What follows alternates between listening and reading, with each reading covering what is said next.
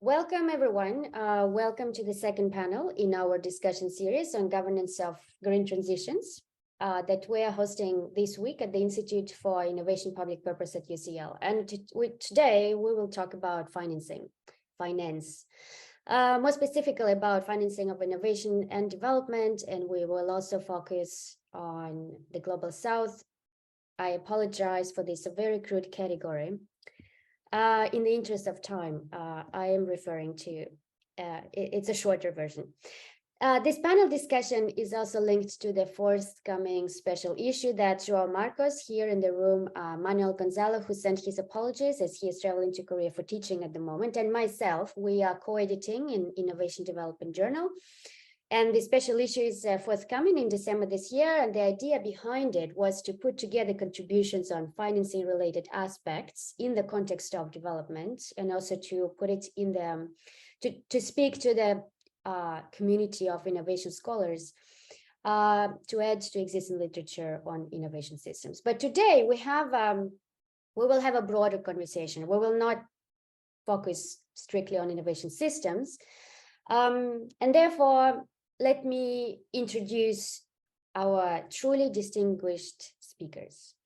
Jayati Ghosh, welcome Jayati. Jayati Ghosh is a professor of economics at the University of Massachusetts Amherst, US. She has authored and edited over 20 books and more than 200 scholarly articles. She has received several prizes and has consulted for international organizations, including ILO, UNDP, UNCTAD, UNDESA, UN Women, and is a member of several international boards and commissions. In 2021, Jayati was also appointed to the WHO Council on the Economics of Health for All, chaired by Mariana Mazzucato. In March this year, she was appointed to the UN Secretary General's High-Level Advisory Board on Effective Multilateralism, mandated to provide a vision for international cooperation to deal with current and future challenges. Welcome, Jayati. Thank you very much indeed for being here tonight. Thank you. It's a pleasure. Next, Diana Barclow. Diana is a senior economist in the United Nations Conference for Trade and Development, Division on Globalization and Development Strategies. Before joining the UN, she lectured economics at the University of Cambridge, where she was also a fellow at St. John's College. Diana holds a PhD in economics from University of Cambridge. Her research interests focus on the interface between public-private sectors and the role of multilateral policy measures to help address global problems. Currently, she is a contributing author to the UN Trade and Development Report. She also manages a 2-year multi-country development account project.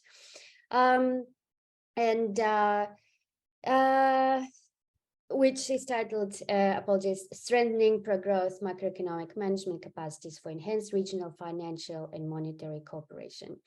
Welcome, Diana. It's also a true pleasure having you here with us tonight. Thank you very much. We will be co-chairing this discussion panel with João Marcos. João, would you like to come in and introduce yourself? Yes, hello everyone. My name is João Marcos Hausmann Tavares. I'm from Brazil. I'm from Federal Fluminense University in Brazil, is UF. I've been studying innovation and finance and development since 7 years at least, with José Castellato from Redecist. And I'd like to welcome you all. It's a pleasure to be here to co-host this discussion panel, to talk a little bit more about the challenge for innovation developed to the Global South. I hope that we will have a nice conversation here about this. Thanks. Yes, great. And it's amazing that we connect really from multiple continents. I really like that.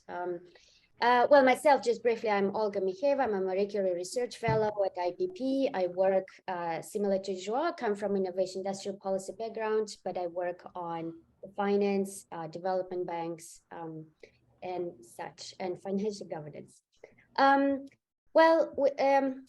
Yeah, without further ado, I would like perhaps to invite to give floor to our distinguished speakers by by inviting Jayati and Diana to reflect on a, forgive me for being too general, but this is just for the sake of, you know, opening the floor. High level question: what are major challenges for financing of transformative development or progressive agenda that features that political rhetoric, but it's hard to, right, when we look at actual policies or political economy of things? And how do you, if you could also reflect, because you work in different spaces, right? So how could you reflect on this from your professional standpoint? Should I begin? Please, yes. Okay, well, thank you so much. And it's such a pleasure to be on a panel with my old friend Diana, who I know has a lot of important insights, specifically on particular strategies that countries have adopted. So I'm going to take a slightly broader look at it. I'm going to look at it from the multilateral perspective.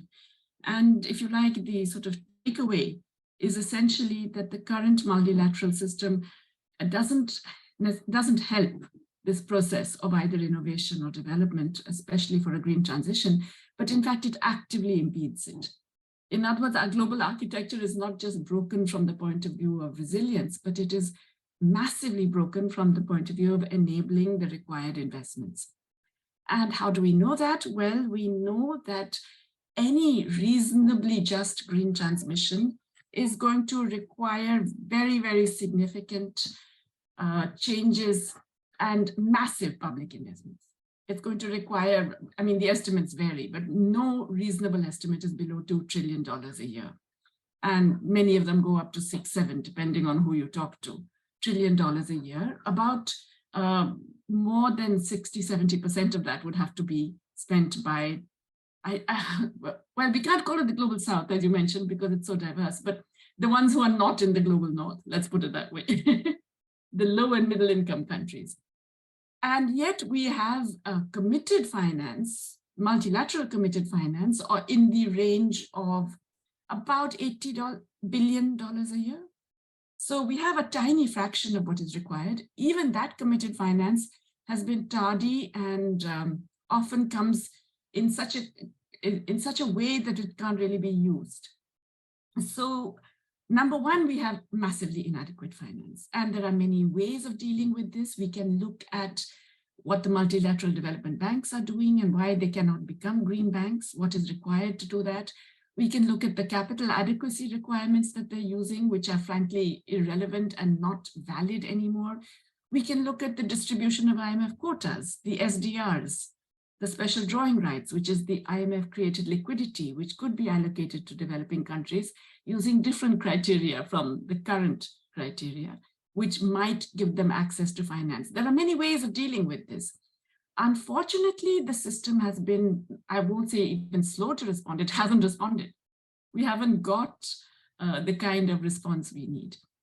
And essentially, therefore, what we have today is a situation where developing countries are battling multiple crises. They are facing big increases in food and fuel prices globally, even after the speculative impact that went, by the middle of the year, prices had gone up massively. Global prices have come down again, but the prices facing developing countries remain very high because most of their currencies have depreciated. They are facing capital outflow because of the tightening monetary policy in the US and Europe and the rising interest rates. They are facing massive debt stress. And I would argue that the IMF estimates 52 countries on the verge of default, that, debt distress is wider. It's around 100 countries in different forms of debt distress, which means they don't have the foreign exchange to do the required, investments. And finally, they are grappling with dramatic climate change. And the impact of it already is being felt. I mean, Pakistan is the most obvious example, but there is desertification, there are declining agricultural yields, there is, the huge need for just dealing with the loss and damage that is already occurring. All of this means that, there really isn't enough there aren't enough resources available for even a fraction of the required green investments. And we know that it will not happen without the green investments. So that's the first big challenge. And the second big challenge is that many of these countries are then being asked to reinvent the wheel in terms of being denied access to the essential knowledge and technology that would be required for the green transition. Far too many of the essential requirements, and I don't mean the basic elements of renewable energy, because I think those are now widely known, those are almost routinized technologies now, but all the elements of things that go into all of that, bits of the solar panels, if you like, all the intermediate inputs, all the other elements of things that are required to electrify everything, that are required to shift to more renewable energy as opposed to fossil fuels, that technology is being denied. So overall, there are major impediments coming from the financial architecture and from the trade architecture in the form of the TRIPS agreement.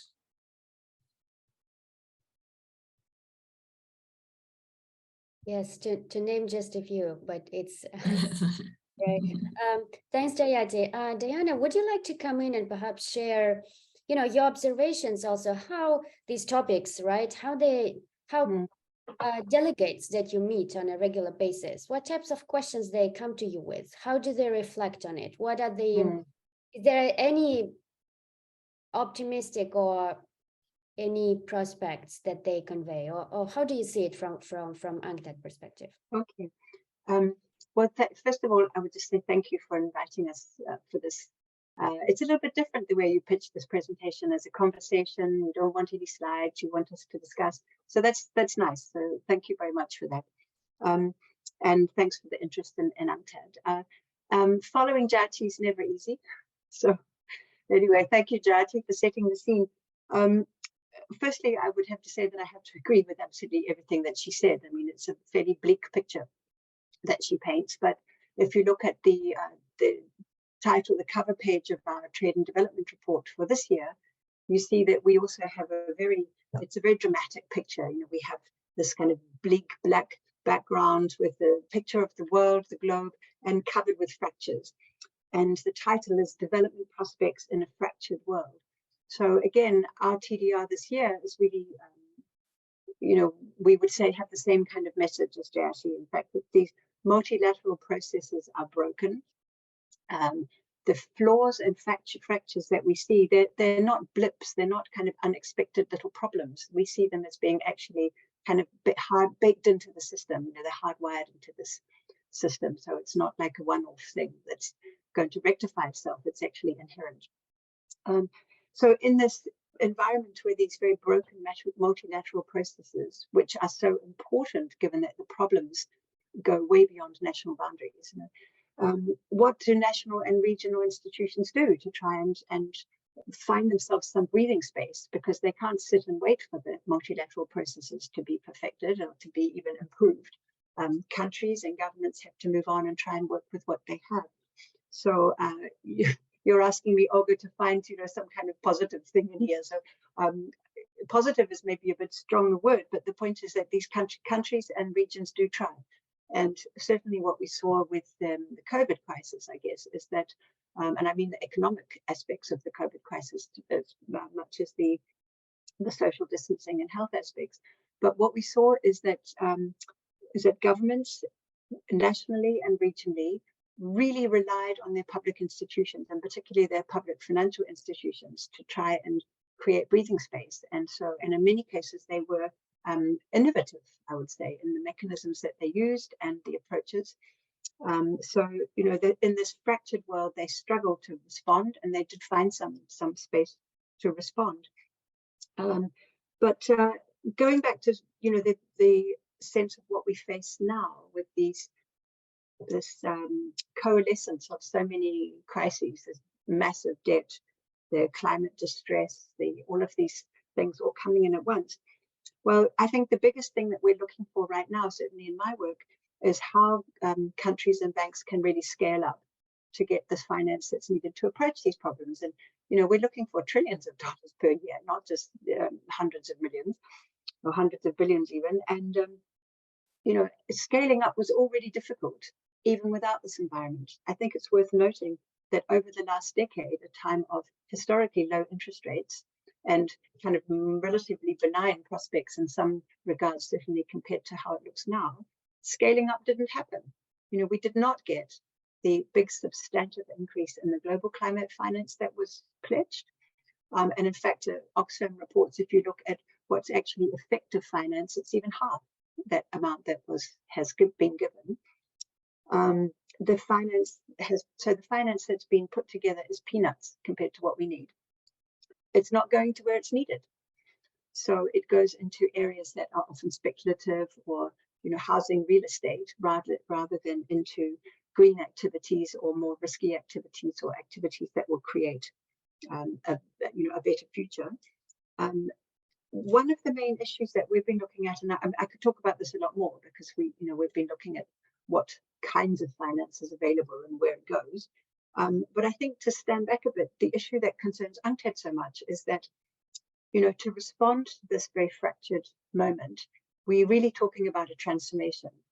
Everyone's talking about Green New Deal or green response. They mean a transformation. They don't just mean planting a few trees in a swamp area to get some carbon sink.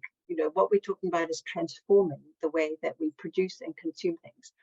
A transformation is not the same thing as just managing risk and making things a little bit, passing the risk from one side, one hand to the other. Normally it means passing the risk from the private sector towards the public sector, the government that takes that risk. But that's a very different mindset. So if you're in the mindset of risk management, you're in a mindset that is thinking that the private sector will be the engine that gets us out of here. Whereas if you're in the mindset that is looking more at transformation rather than risk management, then you're really putting a lot of faith and hope in the heavy lifting of public banks and governments. And that's really where UNCTAD comes from. That's the tradition of our research, and also it's what we see when we look at history. That was where change happened. So thinking about transformation, how do we get this? And you asked Olga, what messages do we get from our member states? Well, one of the things that I'm hearing a lot from the delegates, or from also the representatives of banks and business that I'm working with on a daily basis, they say that we haven't made sufficiently strong this case between transformation and development. So if we want to get more finance for green transformation, we have to show that it's also developmental, so that there's a business case for it, so that we can see that countries will be able to create jobs or income earning opportunities and really get a development benefit at the same time as getting this climate development. But then, as JRC said, the policy space for countries to do this is less than it used to be. It's much harder for today's developing countries to change their economies and transform their economies to higher value activities than it was 50 years ago, hundreds of years ago. So that's a major obstacle that we really think is incredibly important. The other thing that strikes me, we could go into lots of details about what countries are doing, and I'm happy to talk about that later in terms of banks or mechanisms. But one of the things that struck me also is, we kind of forget how cyclical the economy is. Looking back at some of the work that UNCTAD has done over the last decade, I see that, only a decade ago, we were also very concerned about austerity as a response, as people are now. We're worried now that austerity is a response that governments are bringing in place. We worried about it a decade ago. We forget about the cyclical nature of our economies at our peril, I think. So I'll stop there and let's move on. Yeah. Thank you. Well, that's really great start. A lot of things, right? And of course, how they're interconnected. Diana, you mentioned how governments innovated in terms of using public finance, let's say public banks, development banks, other institutions. They had to.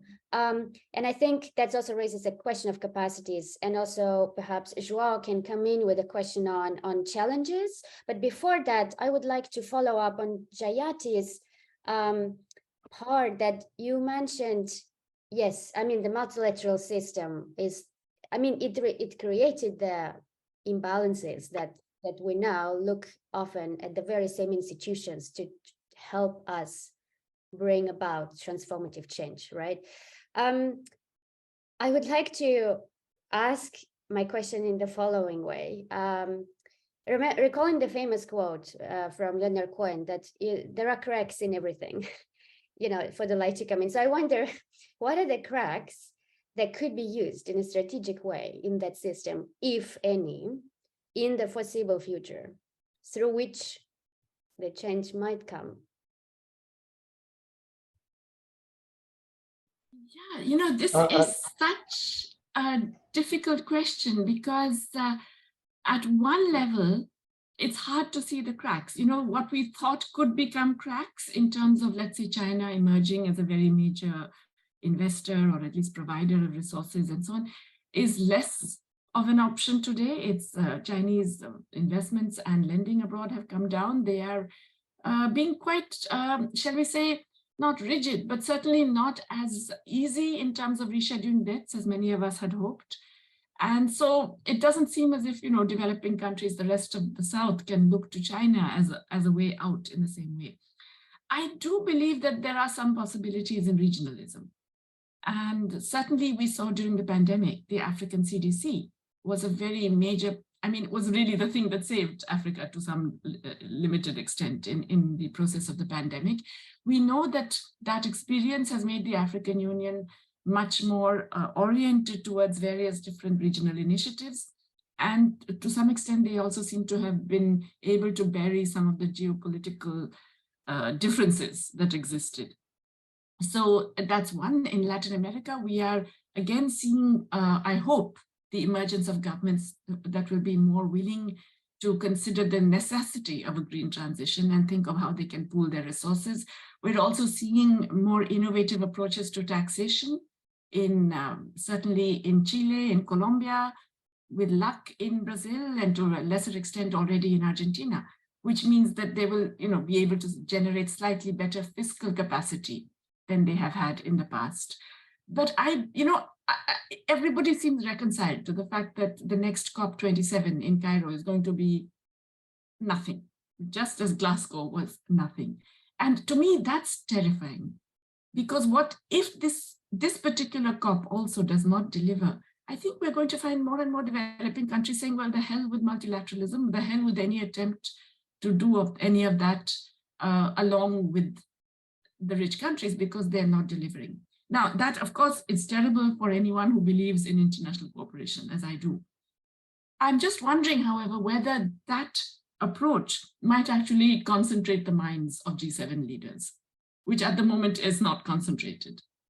In other words, a more unified approach of many Global South countries in terms of rejecting the very minor papering over of the promised finance and a more explicit declaration that they will forge their own path could well be the kind of bargaining plank that is needed to get more climate finance multilaterally. There are different options within national economies, as I mentioned, the new taxation strategies and so on. Many of them will increasingly involve countries doing their own thing, or doing their own thing in combinations, in groups. And I think that is likely to happen.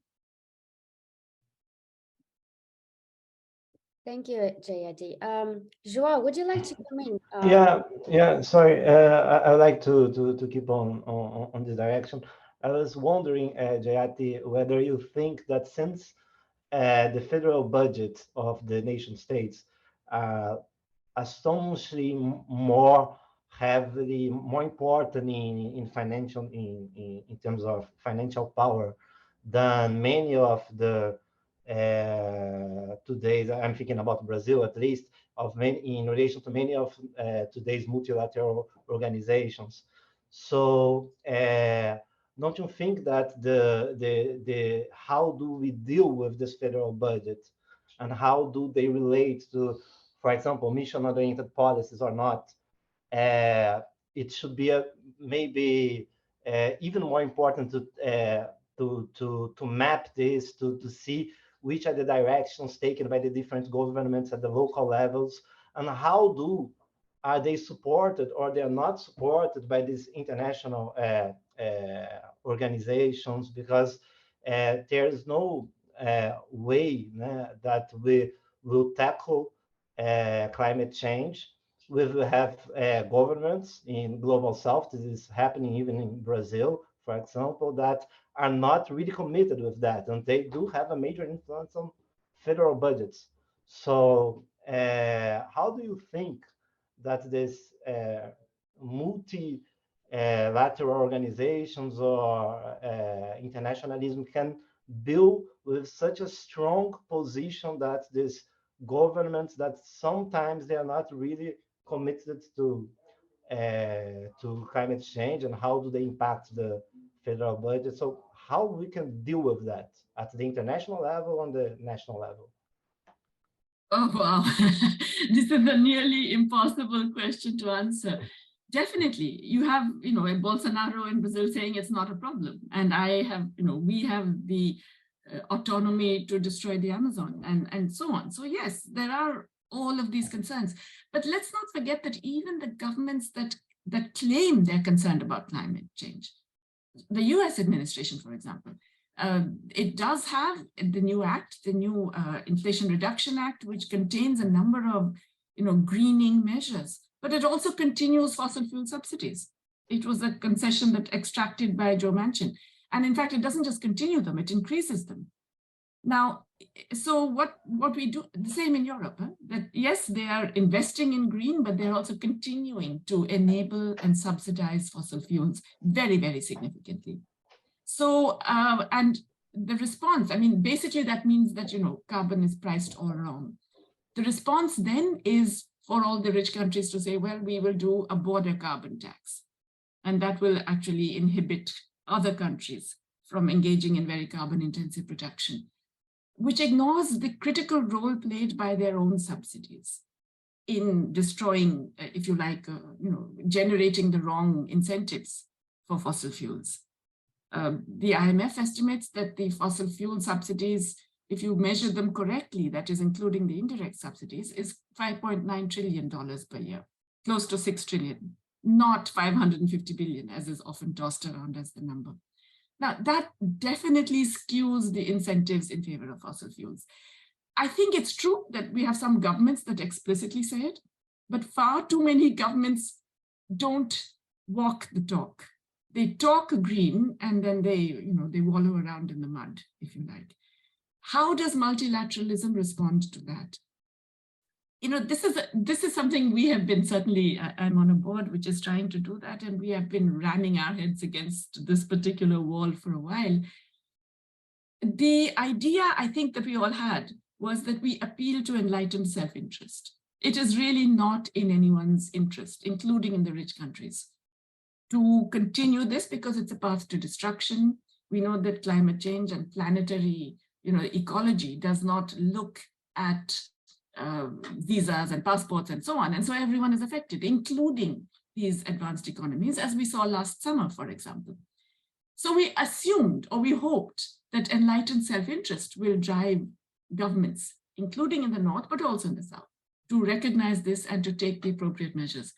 Doesn't seem to happen.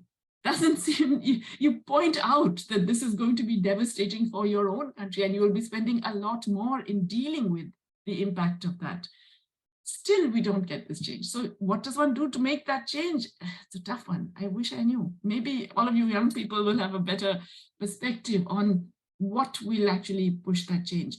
I do feel, I'm currently sitting in the US, I do feel both in the US and in India, there isn't enough public demand for this.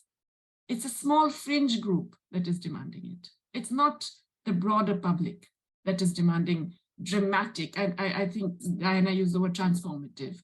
It's the public is not demanding these transformative changes. I'm not sure if I'm representative of young generation, but I feel as a citizen, as individual, I'm getting angry when I look around. As Obama said, it's not because he said I'm getting angry, but because that's that's the reaction. And unfortunately, that's why I was asking about the cracks, because they indeed are not obvious, right? Let me perhaps turn a little bit to technology, because it's also related to, well, at the IPP, we work with innovation policies. And of course, this is, the developed countries remain the major exporters of the very technologies that are crucial for transformation, for energy efficiency, for the green transition overall. I wonder if we talk about multilateralism as enabling structure, ideally, how can peaceful and technology transfer can happen? Do you see any levers there? What are the forums? What are the levers of that multilateral can be used to develop? May you allow me to add one more question to follow this discussion, please? Is whether do you think, Diana and Jayati? This question is for Diana, I hope. Yeah, but the floor is open for the two. I'm sure of that. And I would like to know whether you think that the how can I say that? And do we know enough as a community of researchers, of policy, not policymakers, but people that try to have some influence on policy making? Do we know enough about the real, for example, environment, climate problems or specific climate problems and environmental problems of the countries that we are talking about, that we are relating to? Because sometimes it seems to me that the international organizations, once they relate to the specific nations, they do not have enough knowledge on the specificities of these regions in where they are trying to relate. So it gets harder to have a real impact on effective transformative things. The best they can do is maybe perhaps what Catherine here said in the chat, that they can help, they can have a debt forgiveness for developing countries. But if they have projects that are really related to the real problems and not only the general thinking that we have on, for example, the SDG goals, that is some way more general than the specificities of the countries. Brazil have a different problem from India or for South Africa. So we have to know better these countries. So I would like to hear a bit more on the matter from you. So thanks. Shall I go? Okay. So yes, I see your point, Joanne, that different countries have different priorities or see different perspectives. But I think that there are some issues that in all countries are addressing kind of that. I'm not saying they all see them as the same relevance, but the issue, I mean, the issue of fossil fuel dependence, for example, for some countries, maybe the dependency on it also brings in other issues with regard to foreign exchange volatility or dependence on the dollar, or, import dependence on a product, which brings balance of payments distress. Other countries that are exporting fossil fuels obviously have a different view on it. Essentially, this perspective of that all countries really are going to have to wean off the fossil fuel dependency if we're going to have, a significant step change, in their climate. This reminds me of some work that UNCTAD is doing right now at the sectoral level, which I think is a nice example of how different countries have different perspectives, but there can also be a positive developmental angle to this need to change. And this is with regard to plastic. So UNCTAD is doing work on plastic at the moment. Plastic is a major source of pollution in huge numbers of countries. It's also contributed to CO2 emissions. It's also a hugely useful product that almost every single country is importing it and exporting it and using it. And it's a trillion-dollar trade industry. So what is happening right now is that we are seeing in Geneva negotiations taking place amongst members of the WTO and also members of UNCTAD, looking at how to use trade policy as a lever to regulate and change the dependency on plastic.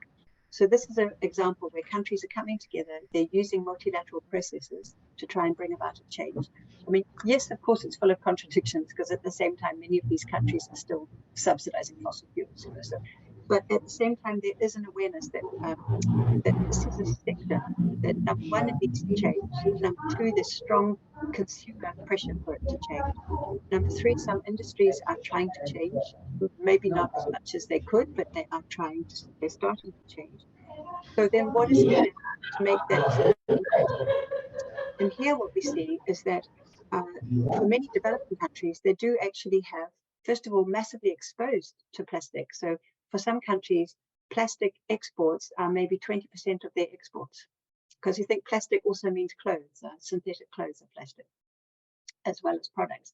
But so these are countries that are super exposed to any kind of regulatory change in this product.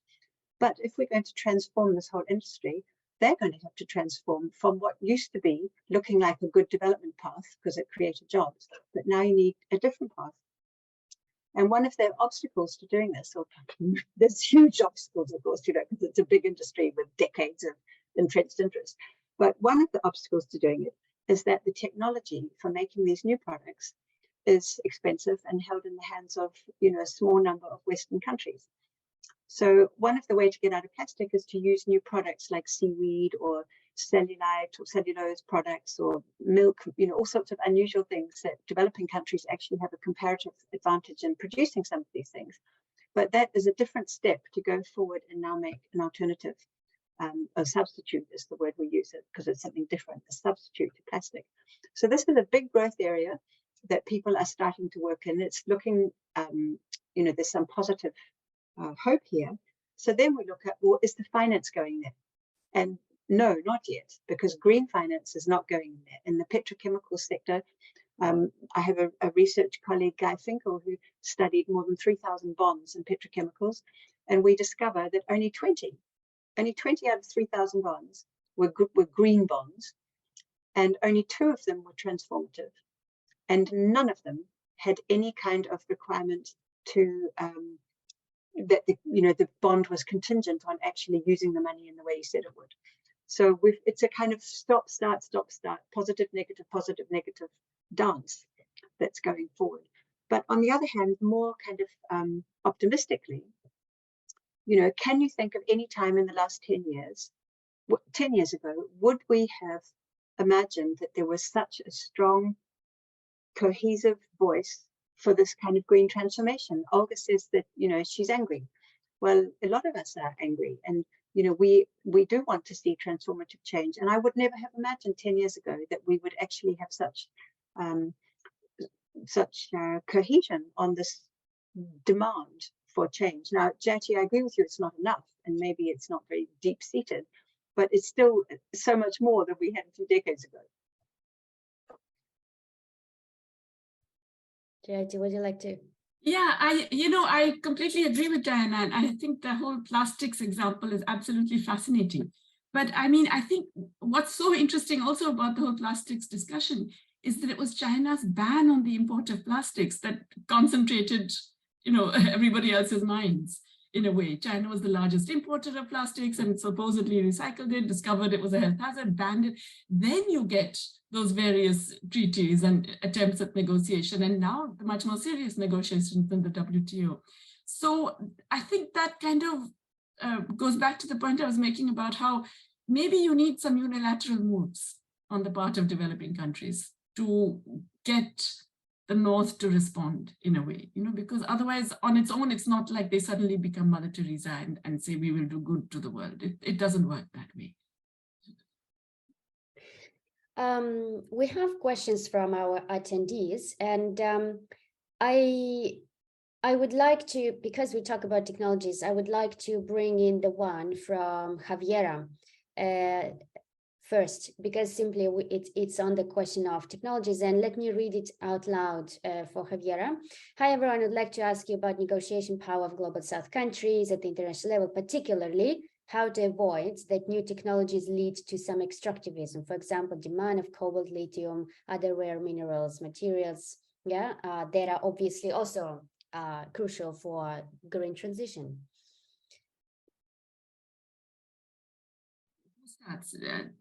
Diana, you want to start? Yeah. Such big questions. Look, yes, I agree. It's a massively important question, and this gets back to the need, for a developmental state with a path and clear priorities and the ability to the capacity at state level to put in place regulations that they can monitor and and enforce. And I guess what you're talking about here is some kind of FDI that's coming in wanting to extract these industries. And the question is, what is that balance between the state getting some benefit from these products that are needed for this transformation, but also that they get the revenues required from it and they do it in an environmentally decent way, because obviously we don't want this sort of so-called green transformation to bring about the same kind of problems of the last industrial transformation. So I think that this is a huge question in countries that have had their public sectors decimated and lost capacity. And I think this gets back to, the hangover that we have from this neoliberal Washington consensus that, markets know best and the less that governments do, the better. Well, I do think one positive thing is that, who really believes that now? Jyoti, what do you say?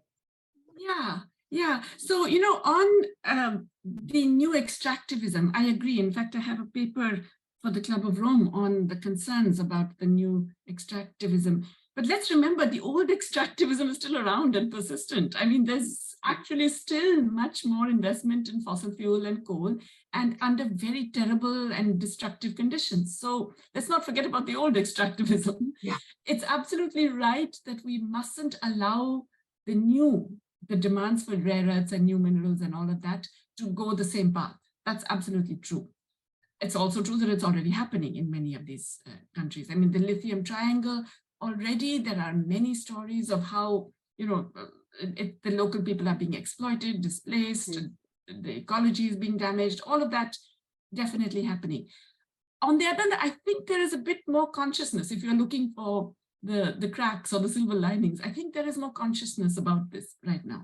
And even in the lithium triangle, we've seen governments trying to bring in some regulations that would allow the local people the minimum of their rights, which typically they are not otherwise allowed, and more recognition of the need to do this in a more just, fair, and equitable way. So absolutely, it's a concern. The new extractivism is a concern, but the trouble is that the people who talk about that forget about how the old extractivism continues. In India, they are still investing in new coal sites, and those are being extracted in the most terrible ways, with at terrible cost to the local people, to the workers themselves, and to the atmospheric pollution. So both persist.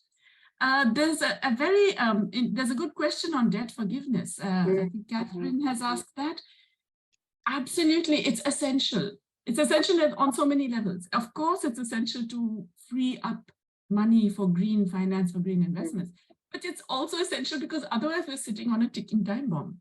We are going to get a massive, I mean, I think the UNCTAD Trade and Development Report makes that quite clear. We're sitting on a massive, something that is going to explode and possibly have a huge damage to the global financial system. I go back to enlightened self-interest. You would think that the rich countries would recognize that the kind of possible contagion that would come from a more widespread default on the part of developing countries would be so devastating for the financial system and for their own banks and financial institutions that they would want to do something about it. To me, it is amazing and unbelievable that they haven't been willing to do anything about it. And this is when they have just spent trillions of dollars, once again, second time in 15 years, bailing out their own banks. Yeah. So when you need to bail out your own guys, you have the trillions of dollars. When you need to bail out sovereign debtors who are in crisis for no fault of their own, you can't spare even $100 billion. Yeah. So, somehow this obvious enlightened self-interest doesn't seem to work. And that's apropos the debt forgiveness. I think it's absolutely essential. I think sooner or later, if only by the fact of widespread default, rather than any other better reason. There's also an interesting question from Vaibhav about the Yes, multilateral. maybe he can So- answer himself. Vaibhav, can you hear us? Yes, I can hear you. Please. Yeah. So basically, my question is that I did a research on Rajasthan, which holds 19% of the new renewable potential of India. Basically, if Rajasthan is on track on the energy transition, then only India is on track. However, I realized that in my research, the multilateral and bilateral financing towards green transitions was done by Asian Development Bank and the German KfW. In Rajasthan had an environmental dilemma where 70% of the Rajasthan's renewable energy potential is trapped in an area where a bird GIB is under, extinction. So because of the transmission network over there, which leads to the, death of the birds, the Green Tribunal and the Supreme Court of India has put a halt on projects, which means the green transition is on halt, basically. And I've asked, the various government agencies that what happens to the funds. The funds just lapsed. The concessional debt of ADB of $150 million lapsed. No support to understand that how technological, because Supreme Court of India asked about a technological solution to be provided to cater to this environmental dilemma. No solution provided. Not even utilized. In the same case with the German Development Bank as well, I asked them, have you provided a technological solution along with the funding? You've even signed the second chunk of funding. You have to do environmental clearances. You know this problem is going on. Have you made an effort to understand what kind of solution or you will deploy, or you will just cancel the fund like ADB did later on? So there is no effort for supporting innovation, technology transitions, and technology support by the DAC partners or even the multilateral agencies. Like they're behaving like pure investment bank. They give a bankable project a solution, they get their returns on investments. There's no effort at all to handhold and to do energy transitions as a partner, as a it's really astonishing. And imagine there is lack of funds, it's a fraction available, and in that fraction as well, it gets lapsed and without any deliberation or support. This is such an important point, and I think it's a very useful and interesting example that you've given. That it kind of confirms the perception that these regional development banks, and of course the World Bank as well, are just terribly clunky and unfit for the job, So they are not behaving as development banks have to behave, that is to say, as partners in the investment. And of course, Diana's done a lot of work on this, and I'm sure she'll have a lot to say. But what I have observed as well for the Asian Development Bank is that they really look at this as a sort of budgetary allocation exercise. They say, okay, we're putting so much into green, and so tick mark there, and then we're putting this much into that. They haven't thought through the thing. They haven't looked at the interrelationships. And they're certainly not looking at it, as you mentioned, in contexts and looking at what else needs to be done, what other assistance needs to be provided, which is very, very unfortunate. I think it has to do also with the way in which many of these MDBs have evolved, which is really not designed. The KfW is slightly better, so at least it's better in Europe. So I'm surprised that they have been just as clunky in India. But certainly the ADB is not equipped to handle green transitions. It doesn't have the internal bandwidth, it doesn't have the internal expertise, it doesn't even have the adequate commitment and motivation, I would argue, to do this properly. So it means we have to overhaul these MDBs as well. I mean, the World Bank is the classic example. It's nowhere near what you need to get a proper development bank, a green development bank. So yeah, but I'm sure Diana will have much more to say. She's done so much work on development banking. Thank you, Jayati. Well, yes, I mean, I agree with you. I think what has happened is that the banks have become primarily just intermediators of money, that they borrow it cheap on international capital markets because they have a high credit rating and they have the credibility. They borrow it cheaper and then they can lend it to other users at a favorable rate for long-term lending or at a lower interest rate. So this is a good thing. But it's not the only thing, and it's not the only thing that's needed. And certainly in the research that we did on banks over the last couple of years, what we keep hearing is that it's not just about the money. What's also needed is this whole complementary package of, of understanding about the issues at the country level, sectoral understanding, a kind of technological understanding, which is, when we look back historically at the times when there were big sweeping transformations, there was always this partnership between the money on the one hand, and also then this kind of industrial policy and developmental roadmap on the other hand. They need to come together. So it's the demand to spend the money at the same time as the supply of the funds. I do think that the banks are more concerned about this than they used to be. I think there's a reappraisal that's going on about their role, which comes also with the swing of the pendulum, that at the time when banks were considered to be, really sort of persona non grata, and the fewer, the smaller, the less they did was kind of better, like stay out and let the markets do everything. And so it's not surprising that they also downplayed these other, this technical expertise. But I think that is changing a bit now, part of this reappraisal of the public banks that's going on, and also this recognition that markets or commercial banks might be good at some things, but they're not good at this.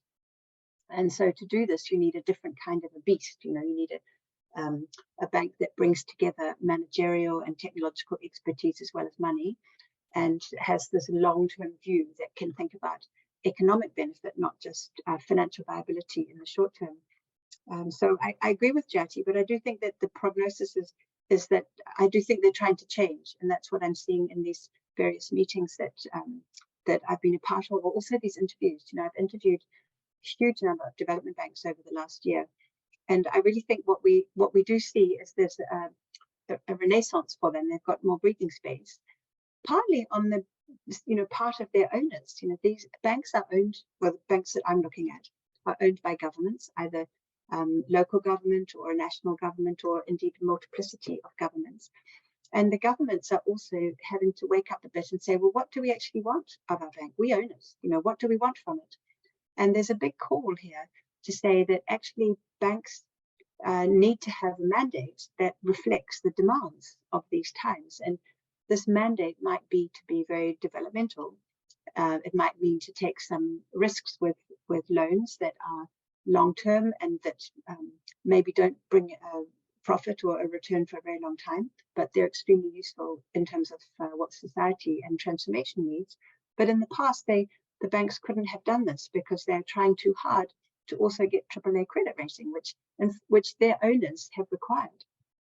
So many of these development banks, they have it written into their legal articles or their constitutions that they will get not just one AAA credit rating, but they will get them from all three major credit rating agencies. So that puts a huge kind of constraint on how they can behave. So until their governments actually give them the space to behave differently, it's very hard for us to expect them to do that.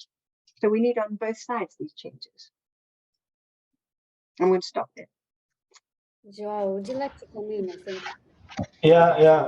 I would like to read this question from Martin Soho in Q&A, and pose another question in sequence. That he asked, what role should central banks in the global north, the Fed, the European Central Bank, etc., to do help to promote green transformation in the global south? What should the central bank stop doing to stop hindering such a transformation? Thank you. Posing another question, following another question of that. In the past, I'm talking right now about IMF and World Bank. In the past, if they had to refinance the debt of the underdeveloped countries, or even to forgive some part of the debt of the underdeveloped countries, they posed some very strict constraints on how should economic policies of these economies be. Like, they should promote austerity measures to be sure that so they had this conditionality. They would only lend or refinance if they would have this conditionality. Do you think that we can think about green conditionality right now from these international agencies to borrow, or even to forgive the debt of the underdeveloped countries? So That's the both questions I would like you to hear more from you both.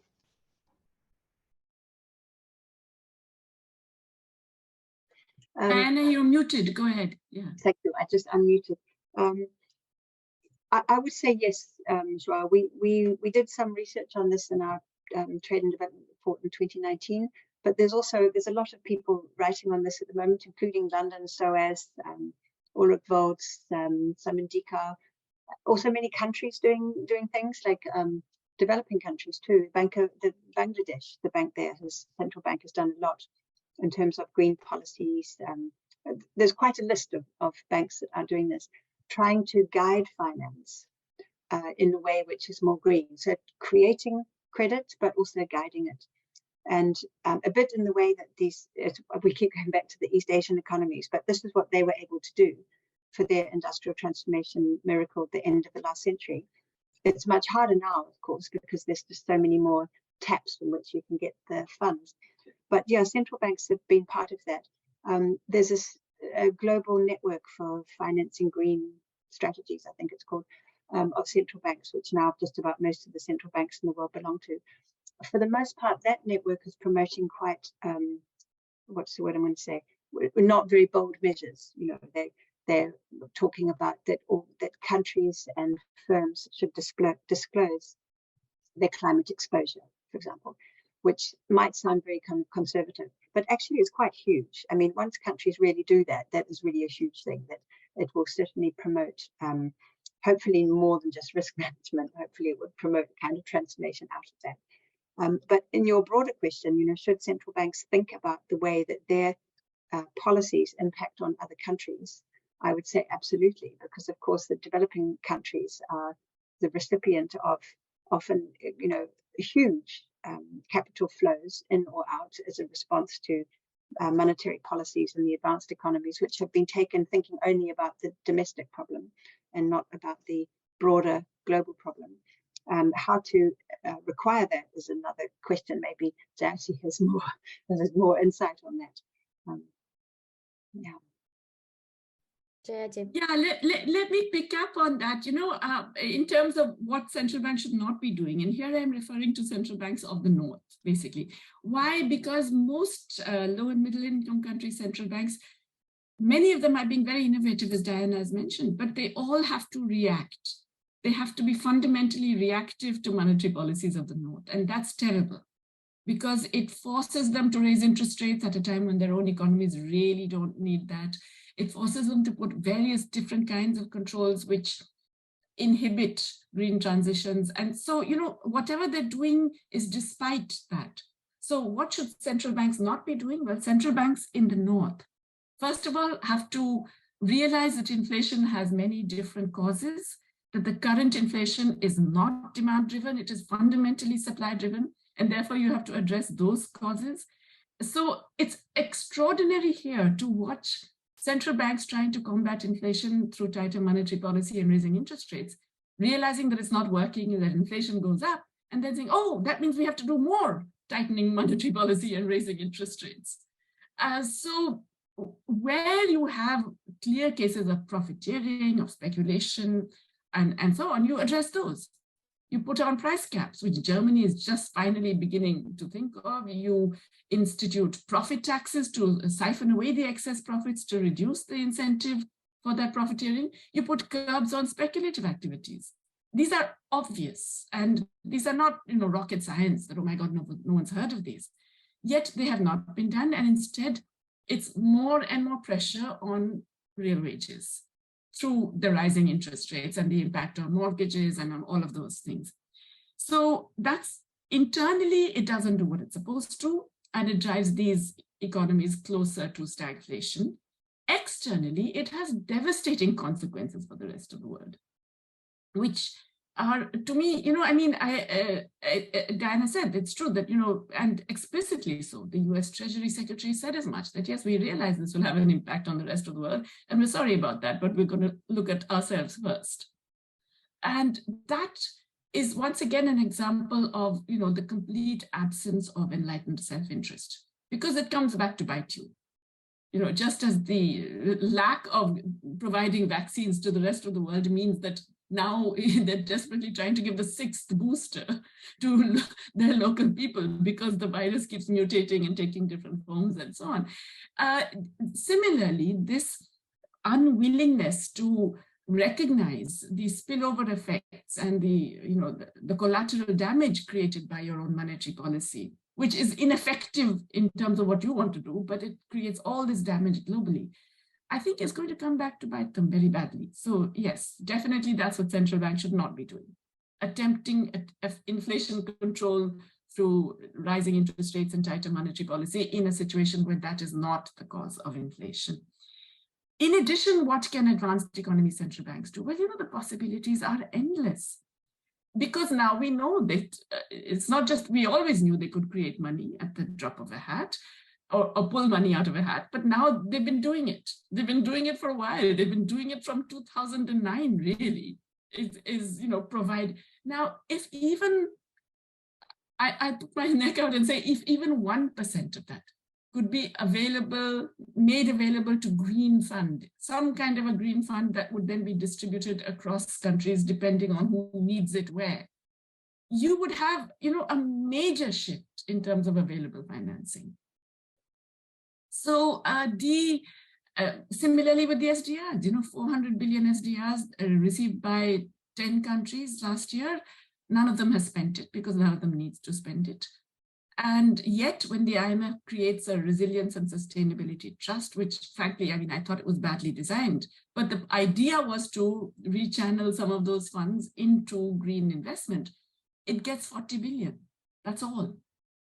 And so really, there is so much scope for central banks to make available liquidity for these essential global public investment. And I emphasize it's not aid, it's not being kind to the poor. It is global public investment that will come back to benefit everyone. So much could be done, which is not being done. And then she's absolutely right. And also just adding to that, if we don't do it, what we're expecting is that developing countries borrow this money because it's not grants, the money that's out there, it's a loan. And so they're loaning money when they're already under massive debt distress.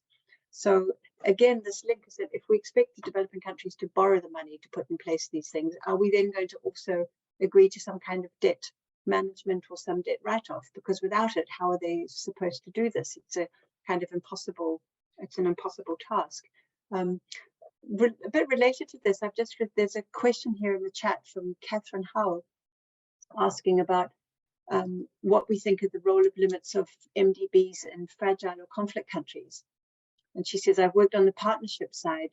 I've worked on partnerships from the side of the humanitarian sector. And we recognize that we have to enter new trilateral partnerships. Can this be extended also to the private sector? Governments, can we support MDB government loan implementation where there is low capacity in FCB? I don't know what she means by that. Venture capital maybe.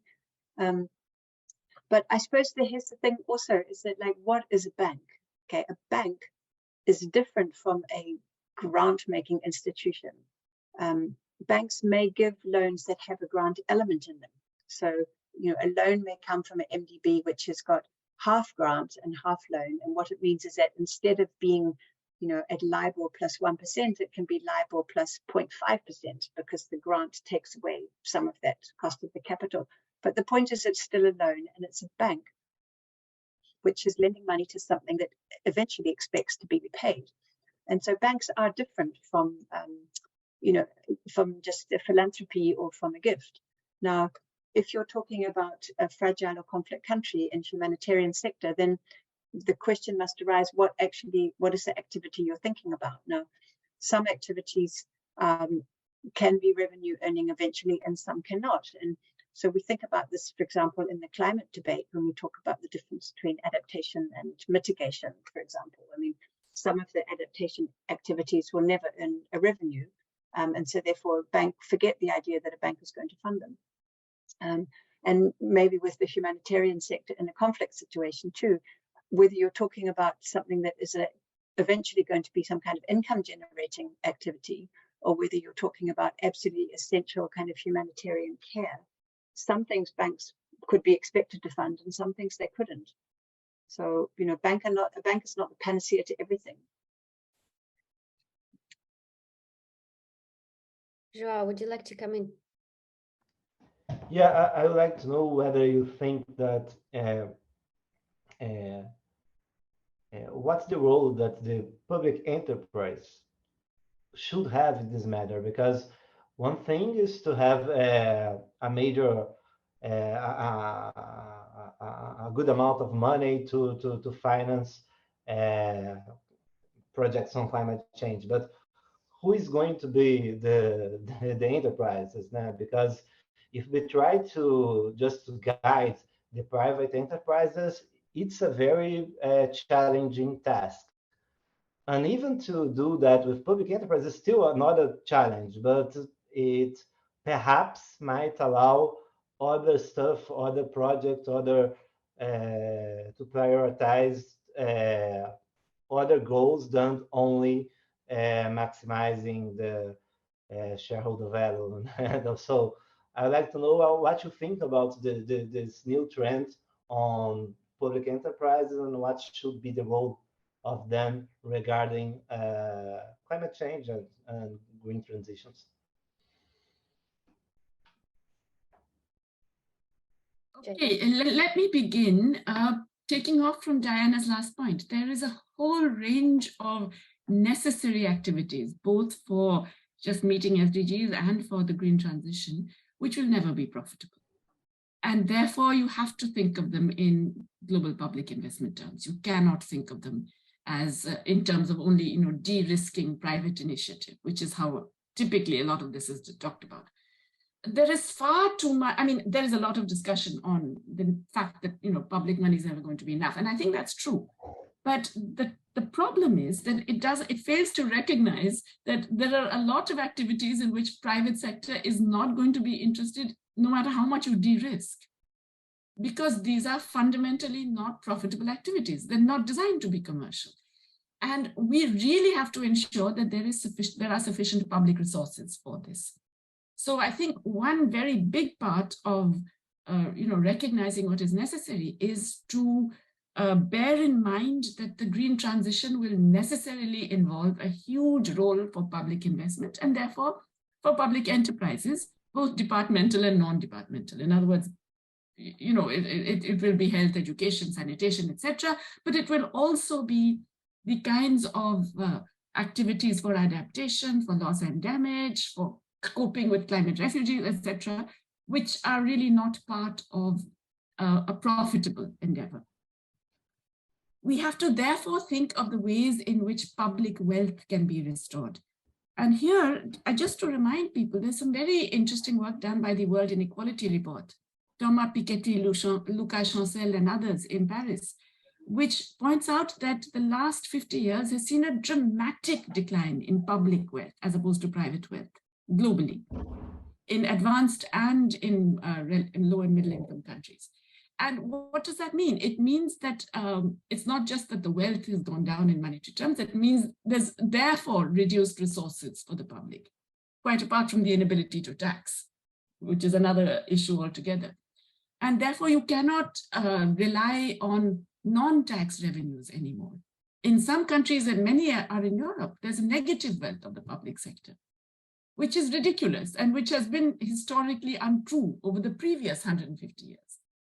So we really have to revive public wealth so as to generate revenues beyond tax revenues for the necessary green transition. And I repeat, these are investments that cannot and will not be made by profit-oriented commercial investments. So that's the first part. The second is that de-risking itself, you know, the whole idea that you can leverage your resources to multiply them manifold. And of course, you know, everyone from Davos man onwards is talking about how significant that is. The UN is a big fan of it as well. De-risking is also expensive. De-risking comes from public coffers. De-risking is not cheap, and you know, so it doesn't mean that you're not spending public money when you're de-risking. So it's very important to weigh the sort of possibilities when you're looking at this, and look at what kind of de-risking will actually influence significant, would involve sufficient leverage to make it worthwhile. And finally, I would just emphasize a point that I think was touched on earlier, that to do this without the appropriate conditions is not just meaningless, it's counterproductive. And this is a point, of course, that Mariana has been making over and over again, that you cannot bring in the private sector without making the private sector conform to your social goals as well. That your mission must require those who are engaged from a commercial profit-oriented perspective to be subservient to your broader social goals. And you can do this in different ways. You can create fiscal incentives, tax certain things, subsidize certain other things. You can do it through regulation, and you can do it most of all in the contracts that you sign in public-private partnerships. So I think a much more effective contract design is absolutely critical if we're really going to think about the public de-risking private sector for green investments as well. Yes, Diana, just today we talked about state capacities, and obviously to do that, conditionalities, well, that's the expertise should be there. I mean, it's not given, it's dynamic. Countries need to develop, they have to commit, they have to invest in their own capabilities to actually go there and negotiate with the lobbies of global corporations, right? And I wonder, how do you see it from your work? Do you, because that's also part of the research stream that we do at IPP on the capabilities of public sector. And I wonder, how do you see it from your work, from the perspective? Policy-wise, are there any trends governments realizing, not only in the developing world, but equally in high-income countries, that, well, what are the levers that they can use? And maybe there are not that many, actually, and maybe they should invest also in that first, right? Yeah, no, that's absolutely critical. I mean, this discussion that used to come up all the time in our work with regard to TRIPS, for example, and TRIPS Plus and all of these things.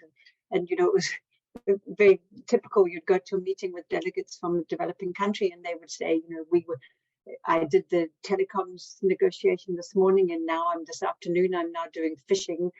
And in each negotiation, the other side had 30 experts on each topic, so it's obviously impossibly unbalanced, the capacities when it comes to something like that. I personally not hearing those conversations myself so much in the work I'm doing at the moment, but I'm sure that my colleagues definitely are still finding this is absolutely essential. And it's how do you make this? You have a very small country with a small number of highly trained civil servants who can take the other side of the negotiation, faced with a wall of a huge number of people. The other thing also is the role of lobbying and the lobbyist groups that are taking place even within one country. Many of these sectors, the negotiations are driven by lobbyists in finance, for example, who are able to, they're even writing the text of policy, and at the same time, the labor representatives, for example, are trying to cover multiple different negotiations, and so it's hopelessly unbalanced. So yeah, that would be one of the most important things, this building up of capacity. But it doesn't happen in a moment, does it? It takes a long time, because people need the education, they need the training, they need the practice. I mean, this can take decades. So obviously, this is something that institutions like UNCTAD, I mean, this is one of the things that we do. I mean, not me personally, but my colleagues are skilled at helping to support countries in their negotiations. And it's a major part of other institutions too, not just UNCTAD. I mean, there's a whole plethora of institutions out there trying to kind of help that balance.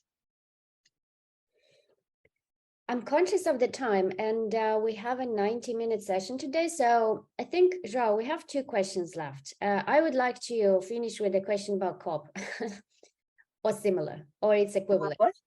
COP 27, or similar, equivalents in terms of the climate-related forums. But João, maybe we also have a question that I think you and me, we feel equally interested in. It's about research agenda, right? So it's a little bit, let's give it a bit of academic flavor as well. So, I mean, in this question, would you like to? Yeah, of course, because we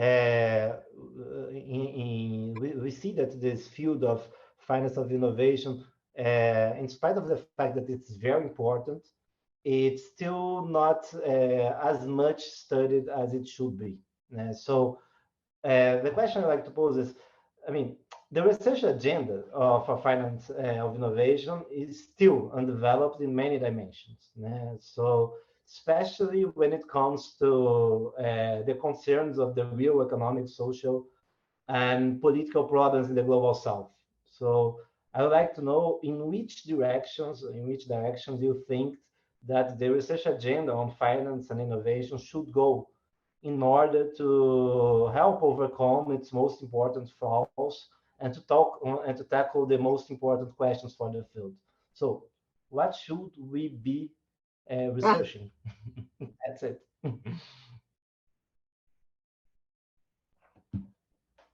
To be quite honest, this finance and development and finance for the green transition are such overarching issues that the world is your oyster. There are so many important questions. There isn't any one direction or even one set of directions, I would argue.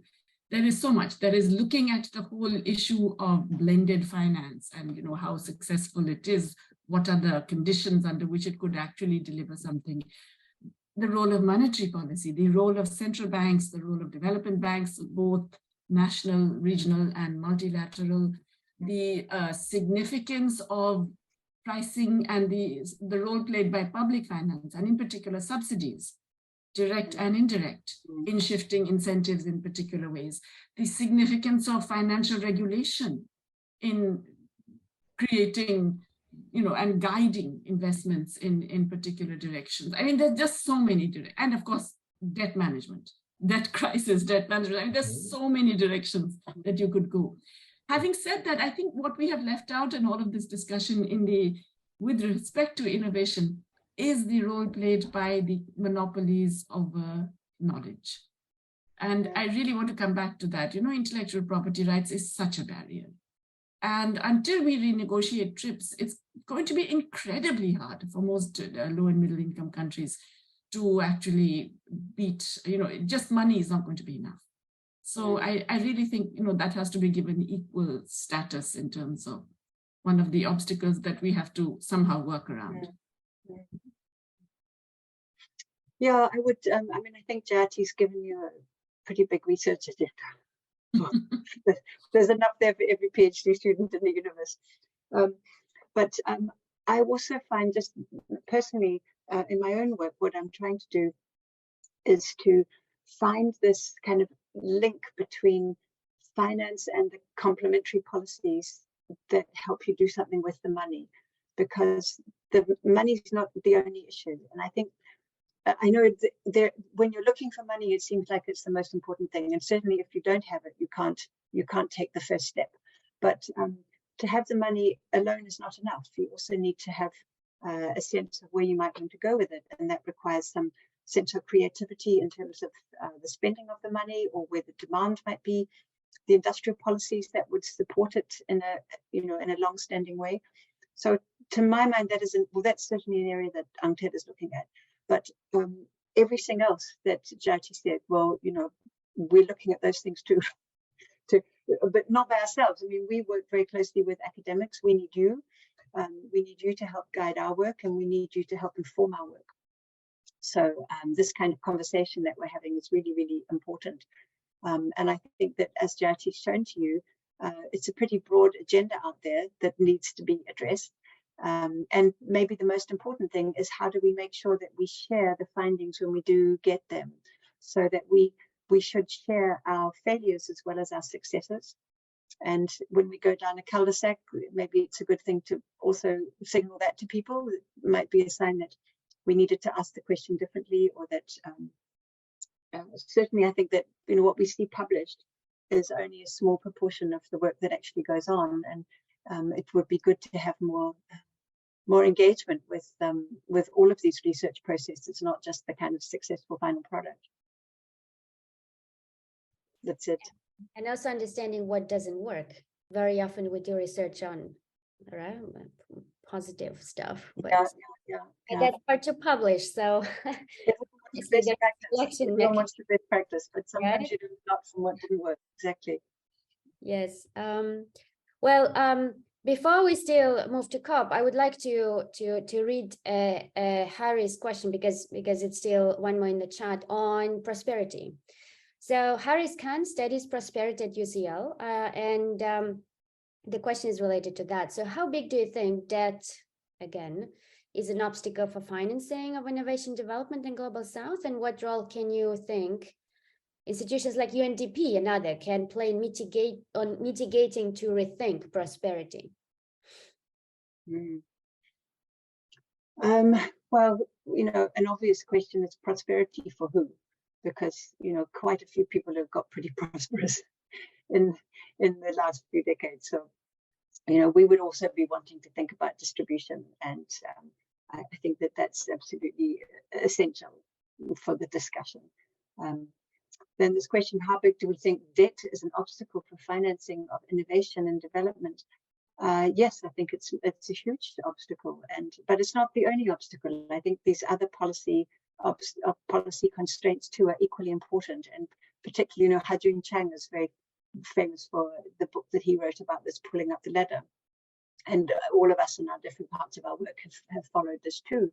That let's be very careful too that even the new green policies don't actually stymie the path of developing countries too, because that's also going to be, an obstacle that will reduce their capacity for financing innovation and development too. So debt is part of it, but it's not the only part. We have to look at everything. I'm turning to you, Jati, for the last minute. Yeah, well, I just lost the thread of what I was about to say just now. But first, let's go back to the issue of prosperity. And I think it would be wrong to identify prosperity or progress in pure GDP numbers. There is, of course, the huge issue of distribution that Diana mentioned, and that's absolutely critical. But in addition, we also know that GDP captures a lot of the wrong things and leaves out a lot of the good things. Right? So the obsession with GDP has actually been a very unfortunate decoy for a lot of policymakers. They get, they will do anything to increase GDP without thinking about, first of all, who is getting the benefit of it, and also whether it genuinely means a better, even material condition for people in that society. In the UN, they're actually trying to rethink a lot of these. There is a whole process going on of looking beyond GDP, in which I think UNCTAD, but a number of other UN agencies are involved. And I've also been involved in those discussions. And there are several other indicators that, for example, the UN DESA report that I'm on has suggested, which includes the labor market indicator, that's the employment rate multiplied by the median wage, which is a broad indicator of how workers are doing, paid workers are doing. Then there is the time share, the labor time indicator, which is the proportion of time spent on paid work, unpaid work, and personal leisure or social relations. And we can do that because more and more countries are doing time use surveys. And looking at that in a gender disaggregated way tells you really what is happening in terms of the basic living conditions of many people. There is the indicator of how many households in a country can afford what the FAO calls a nutritious diet. And to give you some idea of how significant that is, in India, before the pandemic, now remember, things got worse in the pandemic, but before the pandemic, the official income poverty rate had fallen to 14%. The proportion of population that could not afford the FAO's nutritious diet was 71%. That's the kind of difference we're talking about. And then, of course, there are carbon emissions, which per capita carbon emissions is a good proxy for the use of all other natural resources. When you have very high carbon emissions, you also tend to be more exploitative of nature in general. more ecologically damaging. And so it's a good proxy for that. And even there, we could look at the distribution. We could look at the top 10% carbon emissions relative to the bottom 50%. So there are many other indicators we should look at when we even think of progress or prosperity. And so I definitely recommend that, anyone who's studying prosperity has to think beyond GDP for sure. On this sort of different question on debt, I think we've covered it hugely. That, I think we're all agreed here that debt is a big obstacle for financing of innovation and development. Institutions like UNDP, unfortunately, can't do a damn thing about it. I mean, poor old UNDP is constantly bringing out, material, just like UNCTAD is, saying that, you have to do something, you have to restructure the debt, you have to have debt forgiveness, you have to do, they're constantly saying this. But unfortunately, it's really the IMF and the multilaterals, the IFIs, that are the decision makers in this. And so it's unfortunate, but that's the situation. We have a couple of minutes left, and because our timing coincides with COP27, let's expand, perhaps, not get fixated on COP, but in the space of multilateralism and different organizations, not just finance related, we can think of ILO, we can think of different trade union confederations. What do you see some promising spaces climate related that have a more clear climate mandate? Are they emerging, or is it still just COP, which is the only game in town, which is just a meeting place? Basically, I'm sorry to put it that black and white, but right, do you have any expectations from COP27, or is this just, maybe we should be looking at different directions, maybe smaller places that need support? Okay, let me begin, and then I think Diana can close. It wasn't always just a meeting place. Paris did mark a difference. I think that was COP15. Paris gave genuine commitments. Okay, they were not good enough, fast enough, and countries haven't kept to it. But the point is, countries made commitments. That was actually a bit of a watershed. But since then, yes, it's become a talking shop, mainly because it's been allowed to be. And I go back to this, that, multilateral negotiations work when there is some kind of a Damocles sword hanging over countries, when there is some fear of an alternative. At the moment, G7 really, I'm sorry to say, is not bothered about COP. Environment is pushed to the back. Climate, they make all the noises about climate change, but it's pushed to the back. We saw Ukraine war dominated everything. Food and fuel prices dominate everything. The Biden administration is only worried about midterms, and so on. So, we saw that it's gone away from G7. The only way it would come back is if there is some real countervailing pressure from either other countries or people. And that means actions that bite. I'm all for all the, the protesters and the young people in Europe, the Fridays and so on. I'm full of admiration for them, but I also believe that, they have to now get down to somehow putting pressure in a way that hurts, that forces governments to respond. And that, you guys work it out. You're more innovative and, thoughtful than I am about all of this. But it has to go beyond the usual protests. It has to do something that forces governments to respond. And similarly, developing countries, if they say it's unfair, unjust, you're not doing enough, do something that will make them sit up and say, okay, now we do it. Just as I said, like, the plastics thing, the entire process started because China banned the import of plastics. And then suddenly you have advanced economies saying, oh my God, now what do we do? I think similar, you have to, both for debt and for climate negotiations, you have to have a strong bargaining plank. And it's possible because it's most of humanity. We can create that bargaining plank if we get together. But we have to think about it. Thanks. Yeah. Well, Jati, what can I say after that? Yeah, let's hope that we can all find that that common humanity and push for it. I also hope this greatly. we're looking in UNCTAD, right? We're looking at the moment now. In fact, just now, my task over the next few days is to try and think of, what would be ways that we can pump up, scale up the money fast. And there's lots of different things that we haven't done yet.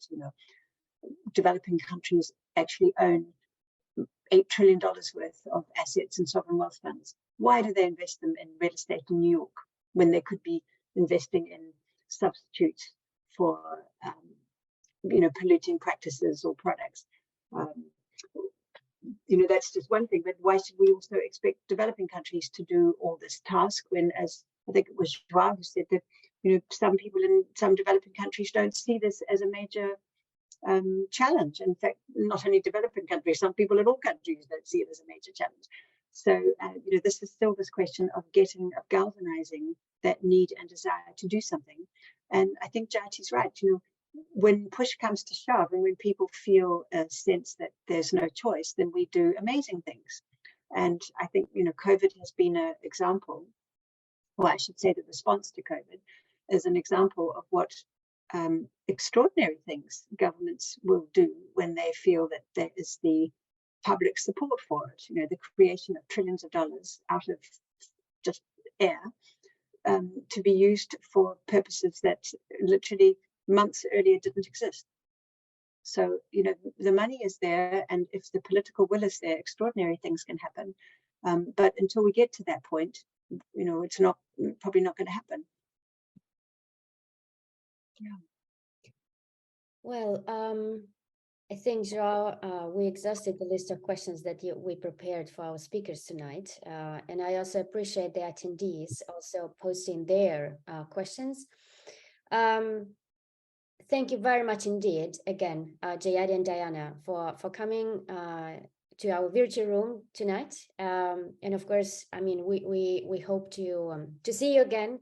And then to attendees, let me also remind that we will have a discussion panel on the green industrial policy. We'll also focus on Latin America or Global South, again, this very poisonous category, but developing countries. And we will also have the panel discussion on finance ministries and climate action in November. So stay tuned. Thanks again, Diana and Jayati. Have a good evening and the rest of the week. Thanks.